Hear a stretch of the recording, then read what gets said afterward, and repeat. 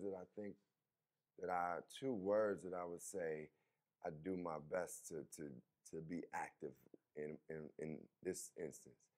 I try to use gratitude, and I stay like grateful because at the end of the day, it is somebody coming up, and even if they just want their picture for Instagram or blah blah blah, they still somehow have some type of reverence for you or Right. respect. And that picture means something. Right, it means something. Because I've met some people that say, Roland, you took a picture of my 80-year-old mother. Yeah. And man, she printed that thing out.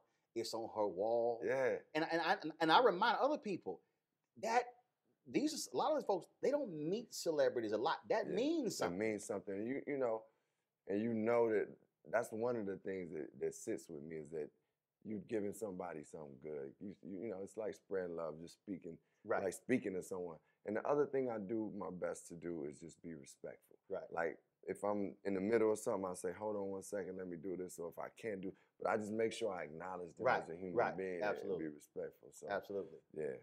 And have you also pulled the coattails of some other cats who said, bro, that's how you eat? Yeah. Yeah, oh yeah, for sure. I was rolling with we were going to this event in Philadelphia, and it was like a star. This kid that was like the teenage girls. I mean, it was girls crying and like I was like, it was a girl that I who banned. cried for me? Yeah, I don't get nobody crying for me. Not in that way. Huh?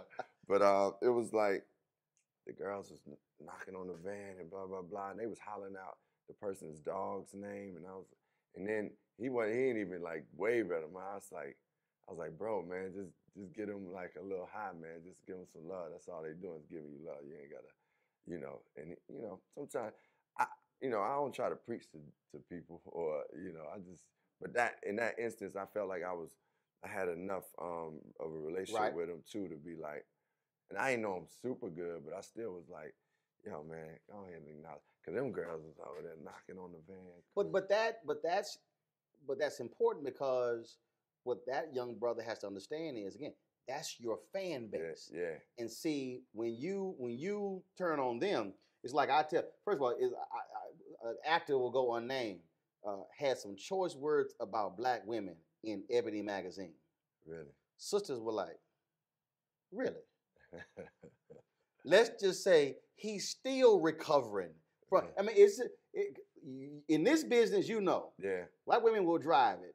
That's the last group that you want to tick off. Yeah, you definitely don't want to get the sisters mad. You don't want to do it. But I mean, I think as somebody in the public eye, it's like it's no reason to disrespect the fans. Like what's the purpose? Like, I mean, it's easier to be nice than it is to be an asshole, to be honest. Like, that's just what it is. So I respect when whomever, a public figure, doesn't have time to do things, but as long as they respect, right? Absolutely. Then I'm cool with it. The last year has been a straight whirlwind for you. When I talked to John Legend, he talked about just what the whole experience was like with Glory. Yeah. But one thing that in the interview that he said was, I told him, I said, I bet you real grateful you answered Common's phone call. I said, because some folk you call and they're like, okay, I'm busy. I'm going to get back with him next week. I said, I bet you real happy you answered that phone. He's like, yeah, I said, so I bet he called now. You're like, okay, it might be another Oscar he called, so let me go. Yeah, man. I mean, let me say, I'm happy he answered the call too, man. Like, that was, I mean, and John and I got a real good, like, brotherhood and bond. And it's like, not that we talk every day or anything, but it's just like a mutual respect, and we could talk about different aspects of life. But we musically have done a lot of things together. Glory was like, that's God, man. That's God just saying, because I did, like, at that moment, just say, let me call John. Like, because I was trying to figure the things out, I said, let me call John. And he definitely responded. Though he was on tour, he was like, I mean, he sent his idea back in like a day or two, and I was like, oh man, this is something special. I remember like receiving that. I was actually headed to my father's memorial and I had the music, and I was like, man, it was kind of hitting me in different ways because it was, and just that experience, it made me understand that, like, okay, the things that I want in my career and life, those that are most purposeful are the ones that I'm gonna shine the most with. You know what I'm saying? When I'm in alignment with what I'm supposed to be doing, that's when it really shines. And like I said, that was just God at work, and us being like, okay, we here, we gonna be obedient. We were present too. Like I can remember just like for that period, I wasn't drinking too much. I wasn't like, I just was like, let me just be present and like appreciate. I mean, I enjoyed some of the festive things, but it was like, let me just like appreciate each moment that we have and like stepping on this Oscar stage to perform the rehearsal. And even though it was a lot of work, because I saw John recently and I was like, because he's on a circuit again with La La Land, just going out there and doing. And I was like, is it the same? He's like, man, it's the same thing. I was like, it's a good same thing. But, and that's the one thing I know is no matter how tired you can become, man, it's like when you think about what we do, and then that you got a certain amount, and just remember the gratitude. You like, because man, we've all been through days where it's just like you ain't getting those calls to come do things. You're not getting the opportunity to be in this film or that or score something. So, man, that gratitude goes a long way. How do you explain it to people about the importance of waiting? Waiting, because that's for a lot of people that's hard. There are people who. So what happens is, I use the example all the time with different people. People say, "Oh, Bishop T.D. Jakes, the Palace House, and 30,000 members, and he's preaching to a million folks in Africa and breaking records." I said, "You had to wait on some stuff." Oh man, I definitely like I look at myself as a late bloomer in a way because like my first record came out in '92, right? The people that now know of me, I didn't come out like explode on the scene. It was like an underground hip hop artist from Chicago. They gradually I feel like I've been climbing up a mountain and still climbing, but I actually enjoy that. I value it because I value the things that I learn and the characteristics that come with it. Like the journey gives me a lot, So I do talk to artists and people and say, man, it's gonna come for you, and it happens at the right time because even as I talk about as I talk about glory, when we talked about that, I always was like, man, God, thank you because this was the right time. I knew what I wanted to say. I was up there for what I wanted to represent, and early on it's hard to get that grasp on that because I thought when I released my first record, it's I'm gonna be a star. I'm gonna be as like Biggie or like all these artists that's big, and it wasn't that. And I never like was like I'm not going to be that. I always kept hoping my dreams there. But of course, initially you want it right then and now, like right then and at that time, you like I want it now. But now it's like I still battle with patience sometimes, but me too. Yeah, exactly. Man, come on, really? Exactly. But now I understand. Like, I'll go through that moment and it kind of falls off me quicker. It's like, okay, I didn't get that role.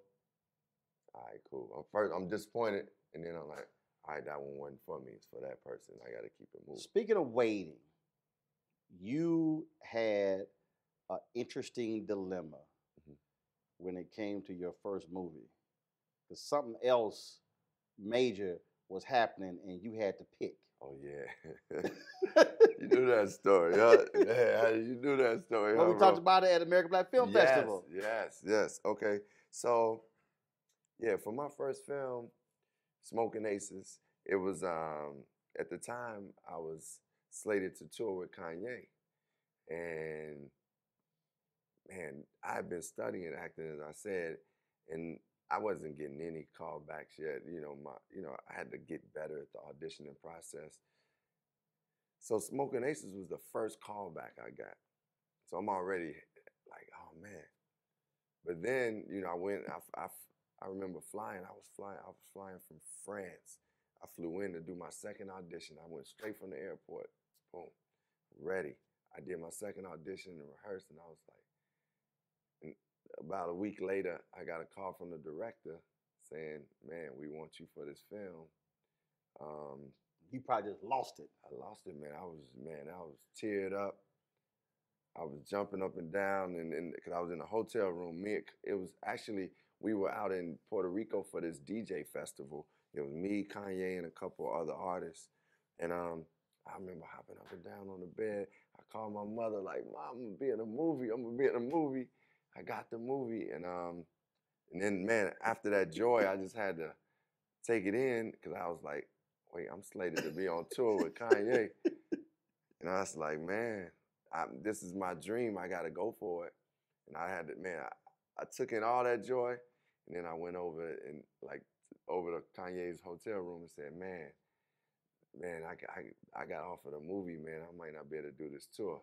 And he was like, "Man, go do it, man. That's your dream. Go do it." Now, were you afraid of his response? Because, I mean, it was already announced. It was announced. I was more kind of like feeling like I was letting a friend down. Like, I like sticking to my word. Right. Loyalty matters. Yeah. And I'm like, man, how's he gonna feel about that? Because this man just produced that was the second album he had produced for me. So we was like, no, we were working on the second album. But anyway, it was like, man, he's done so much for me. Like, if I leave this tour, are you gonna feel like I'm taking away from what we building? But that just showed me a lot about our friendship, because he was like, "Man, that's your dream. Go get it." And, I went and got it. You were like, "Ooh, I'm so glad he was cool about that." Man, I was definitely, I think at the time, the promotional company was like, they definitely wasn't happy with it, because they selling. Selling tickets. Yeah, they're selling tickets, and it's like. But for you, a dream is a dream. A dream. Put it this way, I've sacrificed a lot. Some things I think we all have to pursue our dreams. Like I think certain times I'm like, man, I missed out on certain things with my family, to be honest, just to build a foundation, so that things could be taken care of. But somebody said something to me wise. Recently I heard somebody say something. It's just as important, to as much as it's important to be able to take care of your family, spending time with them is even more valuable. So I kind of understood that now. When you're a young dreamer, you're like, look, I gotta get it. I gotta get it. I gotta get there. So I'm grateful at this point that it's like, okay, I can go for continuing to pursue my dreams, but I can make sure that I get time with my family, making sure my daughter is great and my grandmother is great, and go see them and enjoy that time. Even with all of the movies and the Oscar and the other awards, 2016, you dropped your 11th album. And what literally, when I saw the title, I said, I got to ask him this question. You called it Black America Again. Yeah. What does that mean? Again. Well, it started with a thought like Sandra Bland, a friend of mine had a song about Sandra Bland, and as she was singing it, I was thinking about Sandra Bland's family and like how we call these names out, but their lives are gone physically, and it's like it just hit me in a way, like, and I started to think about how it had happened with so many Black people in America, like their lives just being taken like for no reason, and it went back to days of slavery, to Jim Crow days, Mm-hmm. to just modern days of people names we don't know who've just been, either shot by police, killed, accused of something because they're black, So I was like, that thought came and I started writing the song, the title Black America again, because it was a repeated cycle of dehumanization for black people, of marginalizing us. So I was like, Black America again, this happens, it keeps happening again. But then as I was writing it and as music goes and art goes, it started to develop a new meaning too. I started to as I was writing the verse, I was talking about things that happened, but by the time I got to the end of it, I was like, man, we're gonna write a new story. Mm-hmm. So it became Black America again. This is our new story. We're gonna tell you the new story because we've been doing great things and we've been these loving people, but it's not always put out there. It's not always highlighted. And even within our own communities of just us writing a new story and a new narrative for us in the way we can view each other and see each other. Well, of course, there's a lot of black people that are doing it, and we love each other. But then for those that may be in a place where they don't look at each other and we see love, then I was saying let's write that new story. You mentioned Sandra Bland, and it was as you were talking, and we were talking earlier about when you meet fans. Yeah. They had a Black Women's Expo in Chicago, and I met her. You met Sandra Bland? And what happened was, after she dies, her sister posts a photo that she and I took. Wow. And she said, and as I was sitting here thinking about it, I then remembered, because she was a tall woman, and I then remembered when we took that photo. Really? And when I met her mother, this would just almost wipe me out. Her mom said, my daughter always said she was going to do your show one day. Yeah. And she said, and through this is how she got on your show. Yeah. And her mom was telling me this story, and literally, tears. I started welling up. And her mom said that when she took that photo, she came back. She was like so excited. Oh my God, I met Roland Martin. I just took a picture and everything. And she asked me. I said no, and I did remember. Yeah. Because again, you remember all kinds of details. And I remember she was all those individuals. They can't just die in vain. We can't just act like that life didn't matter. It did. And just like Jimmy Lee Jackson. Yeah. And Selma. Yes. Folks who are dying today. Yeah. They matter. That's it. They matter. And that's Black America again. You can go back to Selma days, Jimmy Lee Jackson. And even when when I was watching Straight Outta Compton and saw that Rodney King tape, they flashed back. Mm-hmm. I was like, man, that was 93. And, we see what's going on in 2016, 2015. I mean, pretty much every year since we've been here in America, it's been that process. I read a number of different pieces, and they said on this album, you were defiant, you were angry, you were fiery. Yeah. What is happening in your city of Chicago also touches you in a different way as well. Yeah, I mean, I'm concerned about it. I'm trying to figure out ways to heal that situation with all the violence. Like young people just out there without hope.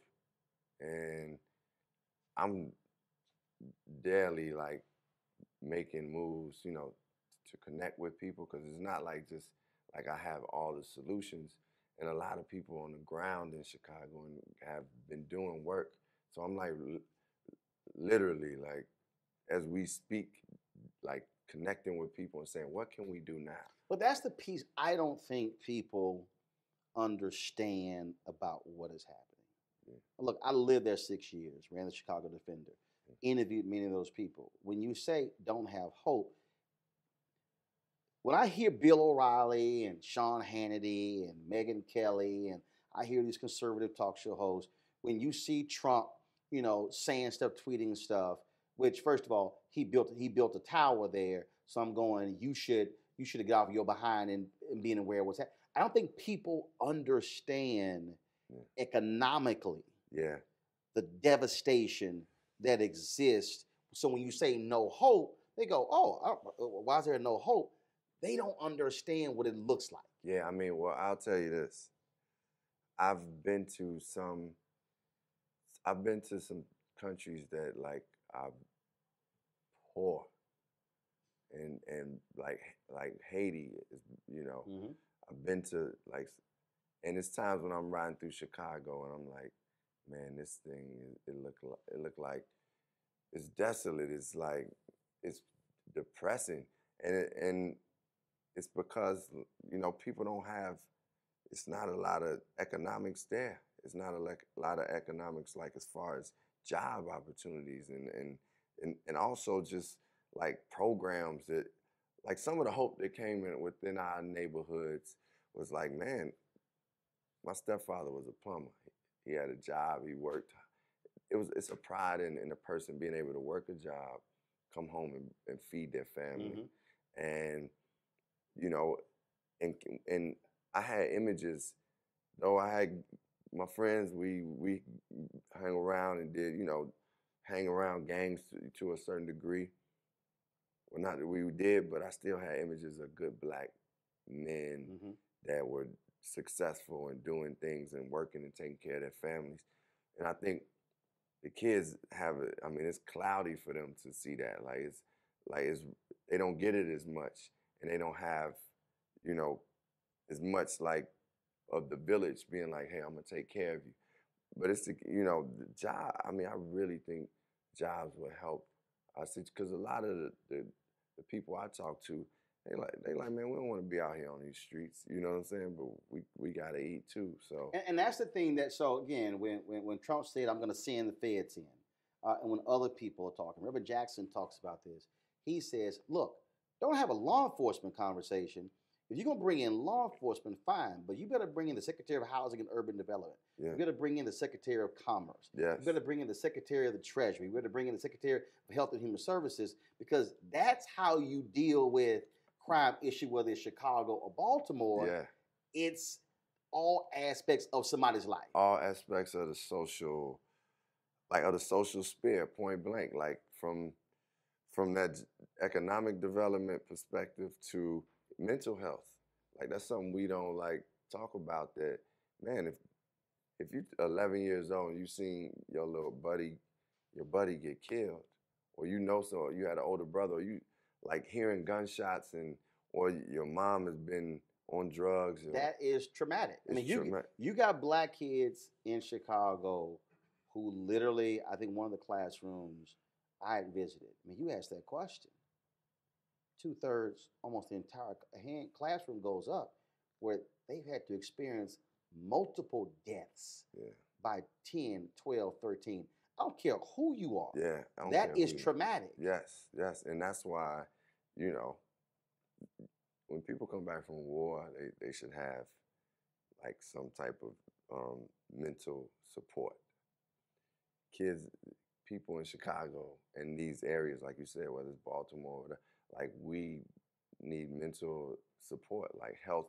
That's part of healthcare to me. Like instead of being like, okay, I'm gonna build these prisons, instead of like putting money into the prison system, then man, why don't we just put some money into helping out and developing like some mental care for people in the city? Does it also greatly bother you when people say we should support the police, we should support law enforcement, which we understand, and look, I've never met anybody who said, "Oh, I can't stand all police." Right. People also have to understand what is unique about your city. We're dealing with decades of mistrust. Yeah. And we're not dealing with a police department and its culture that has always been about love and respect. We can go back to Fred Hampton, Mark Clark, and take the thing all the way up to John Burge. Yeah. Then, of course, all the cops who were hiding evidence in Laquan McDonald. Yeah, If that video does not come out, that Yeah. officer is still on the job. Yeah. I mean, look, anybody to generalize and say all police are bad is it just doesn't make sense. There's no all in life. Like all black people are this, all Latino, no. But Chicago has the history with the police that have been like, I mean, I've heard stories about them taking black people and just going to just beat them and like, I mean, and that's stories, but you know it's true. Well, first of all, the Department of Justice just went in and did all these various interviews, and they talked about cops calling black folks the N-word, and they have cops who said, yeah, we did those things. When you talk about cops shaking down drug dealers, taking money, taking property, and other residents saying, well, we don't know. We can't call the cops if you got gang activity because we don't know if they in bed with the gangs. Yeah. I mean, that's that's part of what our police system and department has going on with them. So you're right, like just for the people to trust them, it's gotta, like any relationship, you gotta rebuild the trust, and we can go through each decades. It's two-way. When you look at protests today, when you look at, again, coming out of 8 years of President Barack Obama, you often visited the White House, performed there, even caught a lot of heat from conservatives in doing so, but you never gave in. Yeah. But how does it make you feel though? You know, I think about Black America again. Then I'm looking at this fierce reaction, the Women's March, the refugee ban, combating Senator Jeff Sessions to be Attorney General, where people are saying, a lot of people slept on what happened. Trump gets elected. Now you have folks who are saying, bent now to more action. Yeah, I mean, I think the actual protest is a healthy action in itself. But then we want to connect that with policy changes, you know, and making sure like legally that we can keep these things moving in the right direction. And I mean, for me, I'm doing my best to become more politically educated, you know, because it's different laws that exist.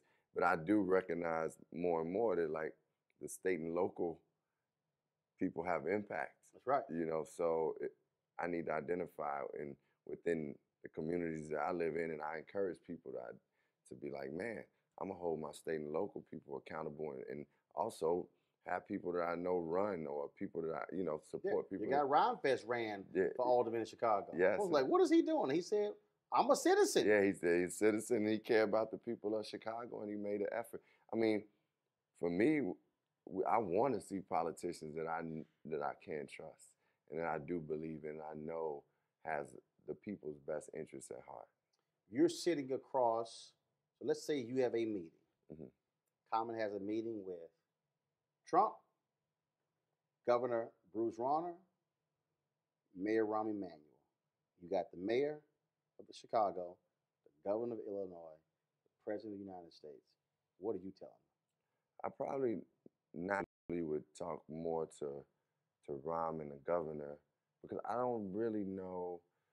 I don't feel that like Donald Trump's like intention is to really correct like the neighborhoods of Chicago in that way. Because if so, I think he would have made an effort to do it before, like at some point.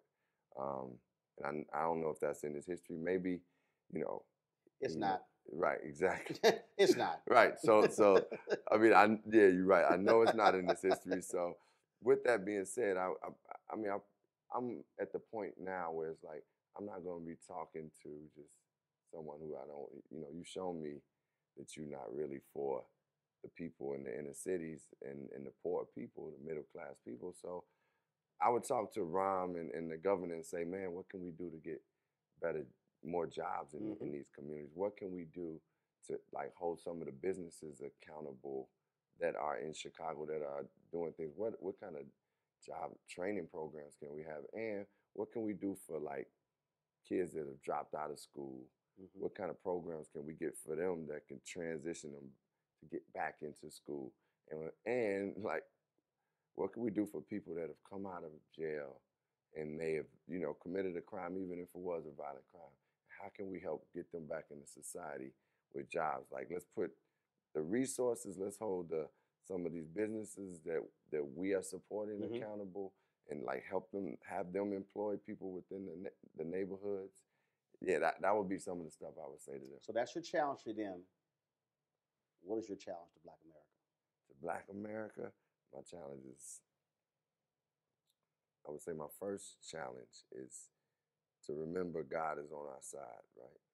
So, like, to instill spirituality into all our movement, meaning whether it's the march or whether it's waking up in the morning and you saying your grace with your family, just making sure we keep God in the forefront and first. I would say, remember that love gonna prevail over everything.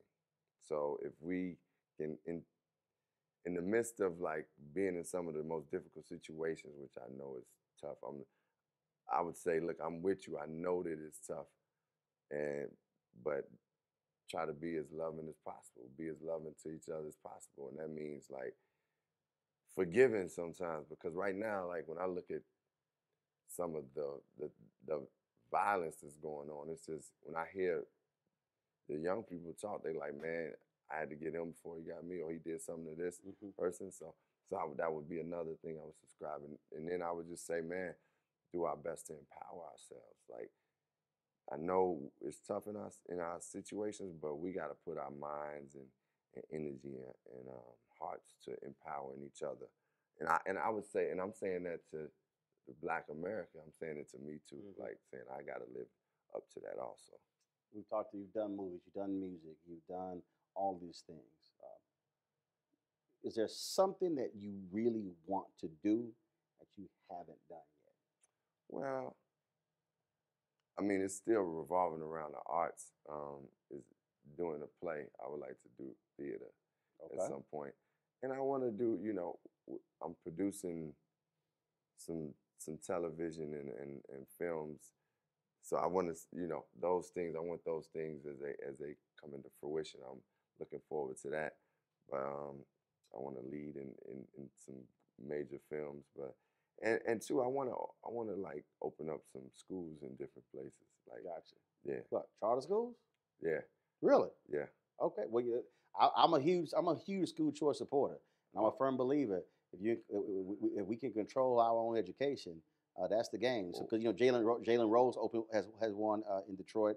Marvin Sapp has won as well. A number of brothers and sisters have actually opened their own. Oh man, I didn't know. We got to talk about that. Yeah, we got to talk. Definitely. Okay, we can talk about sir. that. Yes, sir. All right, so I got two more questions. I'm ending with this here. So these are somewhat fun, challenging. Okay, so anytime I talk to Eddie Levert, the OJs, or I talk to Cats with the Temptations, what I always loved is that when they went on the Chitlin circuit, all these groups performed. Yeah. And one group made another group better. Yeah.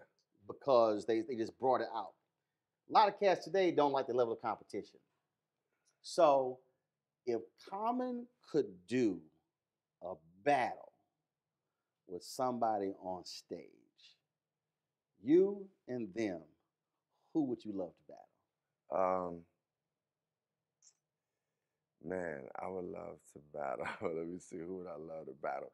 Battle on stage. Somebody who would raise the stakes, and they would bring something out of you.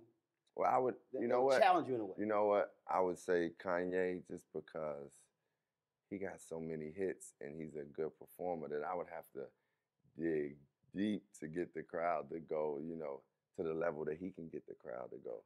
So I would say him, because that would make me. I would have to dig deep. Man. Okay. So let's go on the acting side. Let's say there's an ensemble movie, and you get to pick 4 greats today who you would love to act with. Yeah. Who are those 4? Yeah. I would want to act with Viola Davis. With I love Leonardo DiCaprio. I probably would want to. I would want to do something actually with Denzel. Even though I had the opportunity to do something with him, but I would like to do something bigger. And my fourth person would be I love Kate Winslet too. Really? Yeah. Okay. Yeah. So that's a good balance. That's two men, 2 women, 2 black folk, 2 white folk. It's good. There you go. Yeah. Well, Common, it's always a pleasure, man. Yeah, thanks. That was good chatting with you. Great to see you, brother. Likewise, brother. Appreciate it. Thank you.